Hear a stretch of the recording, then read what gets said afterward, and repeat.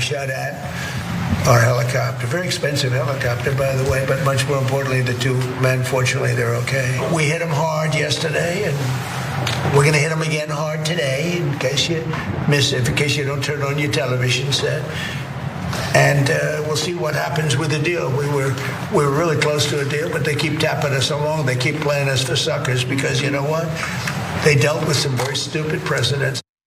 President Trump is using an alleged Iranian attack on an Apache helicopter near the Strait of Hormuz to justify reigniting war with Iran. Now, the claim is that an Iranian Shahed drone struck the helicopter. Take a look at this. President Trump tells Fox News that the Iranian drone lodged in between the two pilots in this helicopter. They were flying very low. And at that point, the drone didn't explode as it had intended to. And so these pilots were trying to take down the helicopter with the drone lodged into this gunship without it exploding. And at any moment, it could have exploded, the president told me. And he said it was on fire. There was a lot of heat inside the cockpit of this helicopter. And ultimately, these two pilots were able to take it down into the sea, where ultimately they were rescued for the first time in US military history by an unmanned sea drone. Now, if those claims sound outlandish, you wouldn't be the only one who thinks so. In fact, military experts like Colonel Daniel Davis and former CIA analyst Larry Johnson had a conversation about this alleged attack.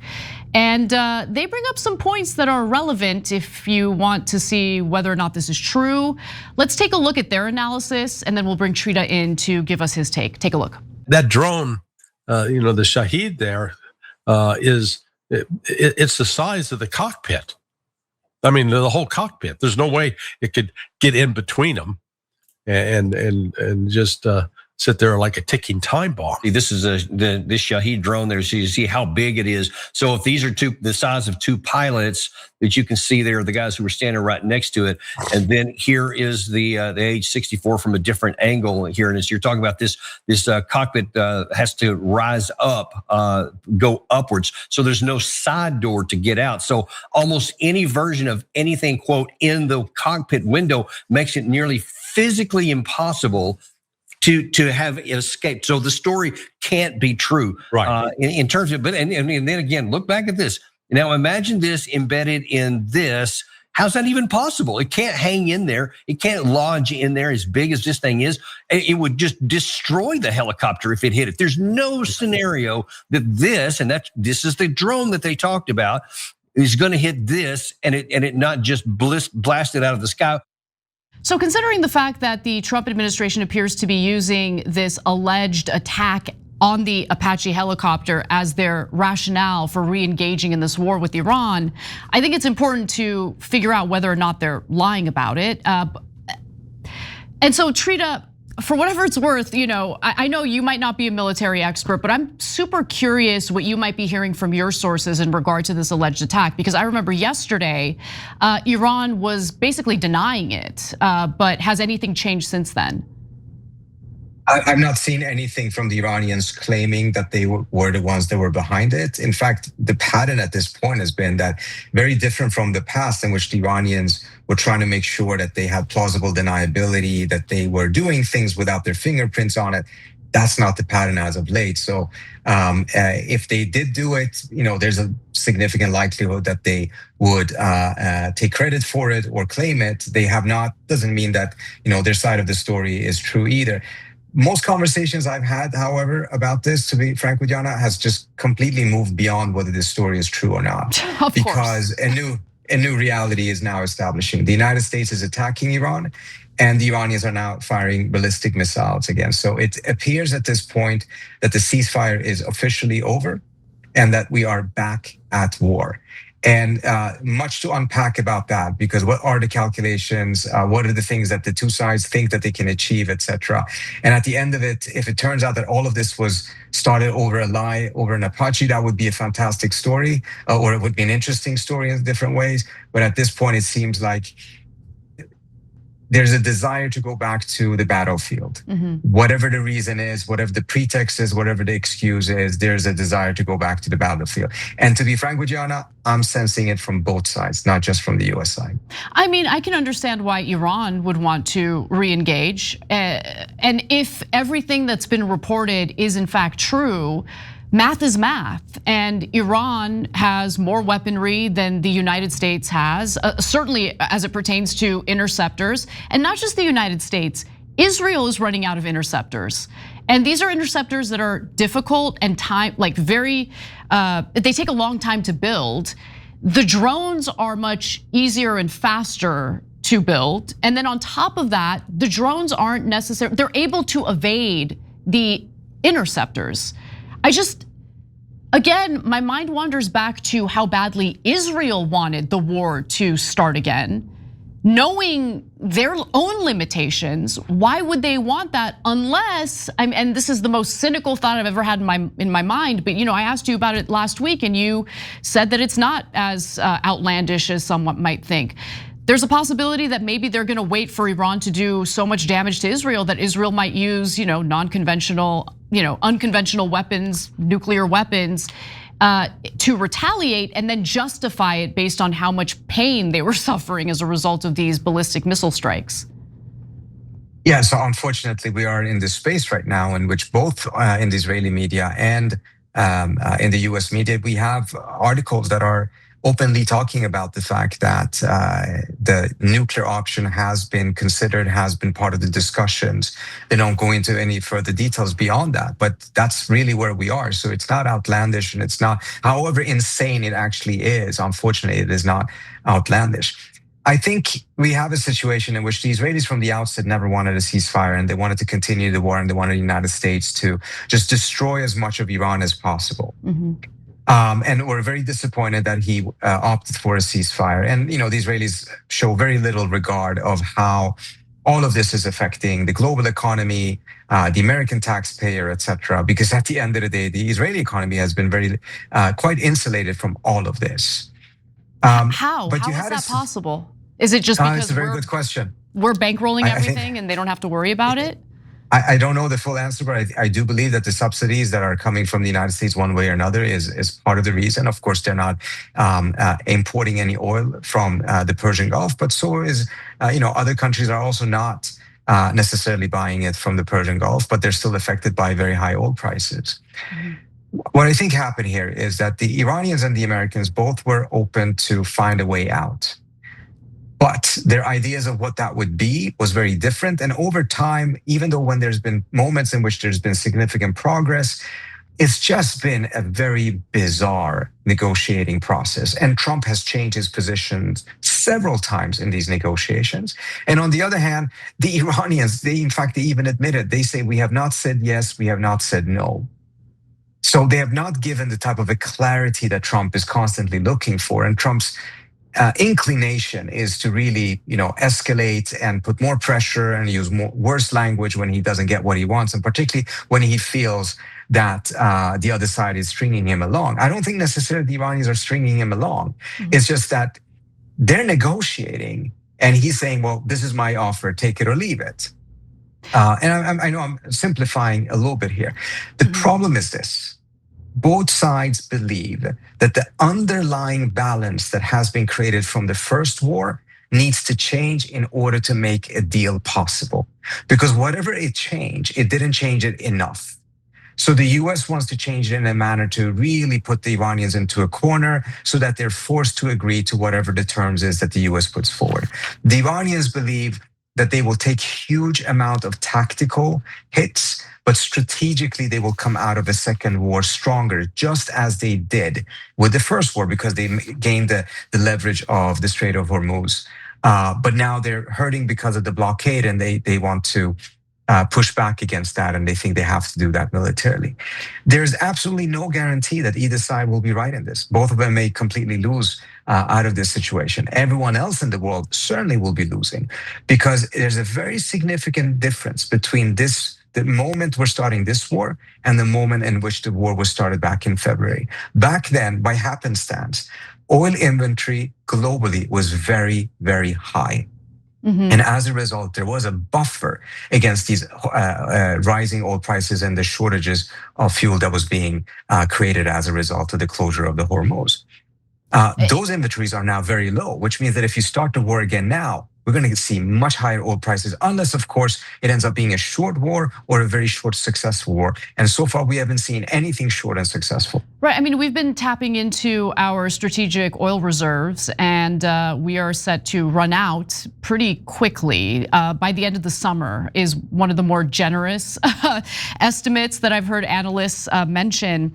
But I want to note that, the Wall Street Journal is reporting that the individual who allegedly pressured or goaded President Trump to engage in more strikes against Iran was our Secretary of Defense, Pete Hegseth. So they write that Trump hadn't been convinced of the need to retaliate against Iran earlier in the day, US officials said.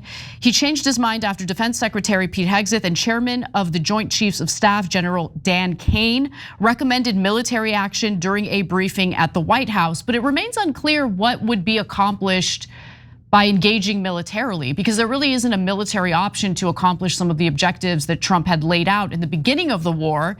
And it does, at least right now, appear that Trump is carrying out some of what he promised to do earlier in one of the most controversial posts that he put up on social media.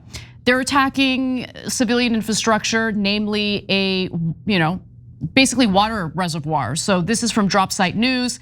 They write, a reported US attack on 2 water reservoirs in southern Iran has left 20,000 people without access to drinking water, according to their Mizan news agency. In a statement, the local Iranian water utility company said the reservoirs were targeted and completely destroyed on Wednesday morning in US strikes. And so I really hope that it doesn't keep going in this direction, but with someone like Trump, I wouldn't be, and someone like Trump who has packed his cabinet with warmongers and unhinged individuals like Pete Hegseth, I don't really have much hope.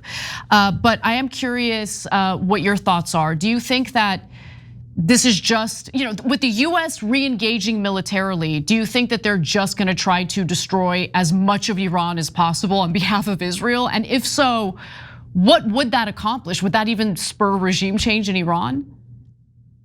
So we have to recognize, first of all, we're operating in the fog of war and the fog of information. And it's very difficult to know whether the information is reliable or not. There's a lot of backstabbing taking place in the White House right now. Different leaks coming out to put certain people in a good light or a bad light. So it's still unclear about that.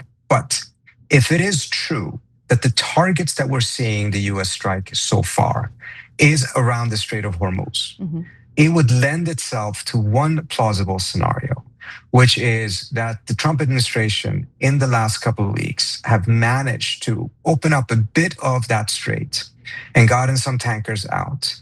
And they have found out a manner in which the Iranians have difficulty of closing certain parts of the strait. And they're now trying to further limit the Iranians' ability to do so by striking some of these key areas very close to the strait, while simultaneously reducing Iran's ability to challenge Trump's blockade of the blockade. And then thinking that if they can do this without massive Iranian retaliation, that would force further escalation of the war, which I don't think they're going to achieve, because I think the Iranians are going to retaliate and escalate horizontally as they did before. But they think that they may be able to do this without having that repercussion. If that happens, they will pull back and then say, okay, now you have a new scenario. The strait is partially open and you have failed to challenge the blockade of the blockade. As a result, time is not on your side. You're gonna get a worse situation. And as a result, you should agree to whatever the terms are that Trump will put forward at that point, which probably will be harsher than the terms are right now. I can see that scenario, particularly if the strikes continue to be limited to that area. If, however, the strikes are starting to go in many different parts of Iran, and particularly if it goes after infrastructure and petrochemical plants and energy infrastructure, then I think we're looking at something much, much different. That is, a level of escalation that the Trump administration was much more careful about in the first war. The Israelis kept on pushing him to go in that direction. He didn't. He didn't because he knew that the Iranians would take out those facilities on the GCC side and it would be a disastrous situation, particularly for the energy markets. But if they're going in that direction, then we're looking at a completely different type of an escalation that Trump has in mind. Have you gotten any word on how Iran has responded to US strikes so far? Only that we've only seen so far that there is reports that ballistic missiles have been fired. By now, they probably have landed somewhere. I don't know. I presume that there would be significant strikes against Israel again. And of course, some escalation in the region. All depends on what the first American strikes were. If the initial American strikes also included, and there's been some reporting on the Iranian side, which then has been denied by other Iranian state reporting, that there's been targeting of petrochemical plants, etc. But if that ends up being the case, then I think we will see a much larger escalation, and both sides will probably go harder at each other than they did in the first war. And the Iranians in particular will probably draw the conclusion that they did not escalate hard enough in the first war before they agreed to a ceasefire.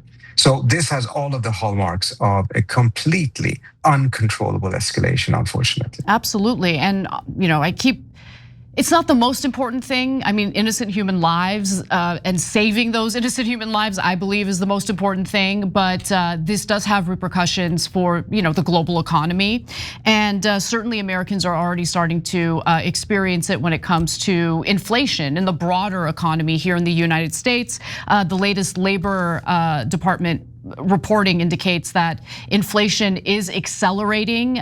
From last month, it's already accelerated. And so Trump was actually asked about inflation related to this war. I want to go to video B5 and then get your thoughts on it, Trita. Take a look. You know what I really love? I love the inflation. You know why? Because as soon as this war is over, I can say it now. Something you didn't know. We've been taking out millions of barrels of oil. Nobody knows it. You know who doesn't know about it? Iran, until right now. We took out the other night 22 ships, late at night with no lights, because they don't have any radar, because we blasted the crap out of it. We took out, that's why oil's $85 a barrel. In fact, $85 a barrel, but nonetheless, I mean, I can't trust anything that this man says. But I do want to know if you have any clarity on what he's referring to when he says that we basically stole Iranian oil and that oil prices are actually fantastic. Clearly, oil prices are not fantastic. I think there's been, around 16 or so oil tankers that have been attacked. And in the past, the United States, even under the Biden administration, did confiscate oil tankers, Iranian oil tankers on the high seas. You had a scenario in which a lot of the different Iranian oil tankers that were selling oil to China would have to turn off their transponders so that they wouldn't be visible to the United States. So even under the Biden administration, this was happening. So it wouldn't be surprising at all if that is part of what they have done. The Iranians have tried to get some tankers out of the straits. They have succeeded in some cases, but they may also have failed, and in which the US, I think just last night, there was an attack against an oil tanker and they confiscated it. But I also think that there's a hint to the fact that they have managed to open a small sliver of the straits. There's not much traffic coming out of it, obviously, at the end of the day. But essentially, they do believe that there is a potential here for them to really be able to change the equation by getting more ships out while the Iranians continue to not be able to get ships in or out. Because one thing that is forgotten about this blockade that Trump is imposing is that he's also preventing food, medicine, and other things to get into Iran. Absolutely, and that is reflected in the price of food already, but it's gonna have downstream effects that are gonna be far more extreme than what we're already experiencing, which is what makes this war just so utterly stupid. The idea that this is gonna accomplish anything positive for the global community, for the United States is laughable. It remains to be seen if Israel is gonna have its way or get what it wants through what we're engaging in militarily. Every time you ring the bell below, an angel gets his wings. Totally not true, but it does keep you updated on our live shows.